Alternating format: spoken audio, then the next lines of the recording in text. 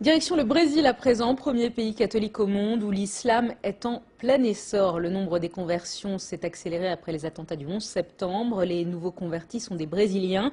Ils se sentent exclus de la société, ils souffrent du racisme. Notre correspondant Pierre-Ludovic Viola s'est rendu dans la banlieue de Sao Paulo où l'islam se développe à grande vitesse. Reportage. Ils sont brésiliens, ils sont noirs, sans aucun contact familial avec l'islam. Tous se sont convertis il y a quelques mois ou quelques années. Pour eux, en changeant les comportements, l'islam est la solution au problème des favelas et des banlieues, à commencer par la drogue.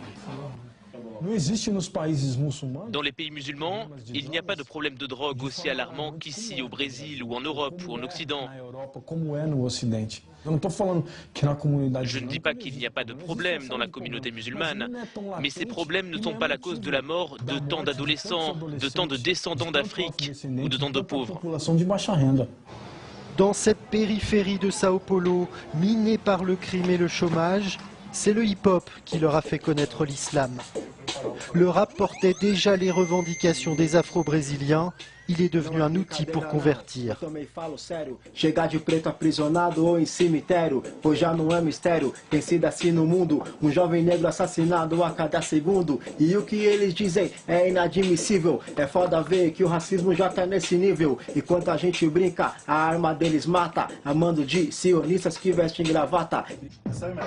Exclus de la société, ils découvrent dans l'histoire brésilienne les révoltes des esclaves noirs musulmans.